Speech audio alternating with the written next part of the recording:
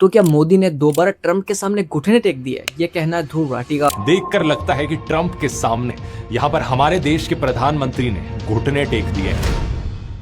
तो भाई लोग, कभी ध्रुव राठी ने एक रील अपलोड करी जिसमें उन्होंने कहा कि नरेंद्र मोदी ने घुटने टेक दिए ट्रंप के सामने। तो आखिर उन्होंने ऐसा क्यों कहा, आप देखो। एक बार फिर से नरेंद्र मोदी ने डोनाल्ड ट्रंप के सामने सरेंडर कर दिया है। 2 दिन पहले की बात है, सरकार ने लोकसभा में एक नया बिल पास किया जिसके अनुसार बैंक्स और पेमेंट प्रोवाइडर्स अब यूपीआई ट्रांजैक्शंस पर फीस वसूल सकेंगे। कहा जा रहा है कि ये फीस दुकानदारों से, मर्चेंट से ली जाएगी और आम जनता को कोई फर्क नहीं पड़ेगा इससे। उनके लिए यूपीआई अभी भी फ्री होगा। लेकिन डर ये है कि कहीं ये मर्चेंट्स नई फीस लगाकर इनडायरेक्टली इसकी भरपाई कंज्यूमर से ही ना कर ले। लेकिन सबसे शॉकिंग बात पता है क्या है? कि आखिर ये नया बिल लाया ही क्यों गया? सरकार क्या हर एक पेमेंट करते वक्त भी नया टैक्स वसूलना चाहती है? इसका जवाब वो नहीं है दोस्तों जो आप सोच रहे हो। एक्चुअली में इंडियन एक्सप्रेस के मुताबिक इसके पीछे डोनाल्ड ट्रंप का प्रेशर और ट्रेड डील एक बड़ी वजह है। मार्च 2026 में यूएस स्टेट रिप्रेजेंटेटिव ने यूपीआई जैसी डिजिटल पेमेंट्स को फॉरेन ट्रेड बैरियर डिक्लेयर किया था और कहा था कि वीजा और मास्टर कार्ड जैसी यूएस कंपनीज को यूपीआई इकोसिस्टम में रुपए के बराबर मौका नहीं मिलता। असल में दोस्तों, वीजा और मास्टर कार्ड जैसी कंपनीज को यूपीआई की वजह से नुकसान हो रहा था क्योंकि यूपीआई फ्री है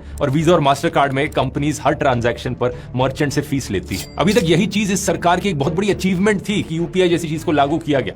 लेकिन अब यही सरकार अपनी ही डिजिटल सक्सेस स्टोरी को बर्बाद करने पर तुली है, सिर्फ इसलिए ताकि कुछ अमेरिकन कंपनीज को फायदा पहुंचाकर ट्रंप को खुश किया जा सके। और यह पहली बार नहीं है। इसी ट्रेड डील के दबाव में आकर इससे पहले मोदी सरकार 6% गूगल टैक्स हटा चुकी है, जो गूगल, अमेजॉन और मेटा जैसी अमेरिकन कंपनीज पर डिजिटल एडवर्टाइजमेंट करने पर लगाया जाता था। इसी तरीके से फॉरेन डेटा सेंटर्स को 2047 तक टैक्स से छूट भी दे दी गई है, जो कि अमेरिका की एक बड़ी डिमांड रही थी। और इथेनॉल के पूरे झमेले में भी ऐसे ही सवाल उठ रहे हैं। अमेरिका ट्रेड डील पर बातचीत के दौरान इंडिया पर लगातार दबाव बनाते रहा है कि फ्यूल ब्लेंडिंग के लिए इथेनॉल इंपोर्ट पर लगी रोक हटाई जाए। ऑपोजिशन लीडर अरविंद केजरीवाल ने तो सीधा आरोप लगाया है कि सिर्फ ट्रंप के दबाव की वजह से नरेंद्र मोदी ने पूरे देश भर पर ये E20 पेट्रोल थोपा है। ट्रंप जो है वो जबरदस्ती कर रहा है कि अमेरिका से इथेनॉल खरीद के भारत में बेचो, इसलिए ये पूरा E20 आया हुआ है। सिर्फ इसलिए ताकि अमेरिका से इथेनॉल इंपोर्ट किया जा सके। सरकारी ऑयल रिफाइनरीज को भी डर है कि अमेरिका पहले सस्ते रेट पर इथेनॉल बेचकर मार्केट को कैप्चर करेगा और बाद में उसकी कीमत बढ़ा देगा।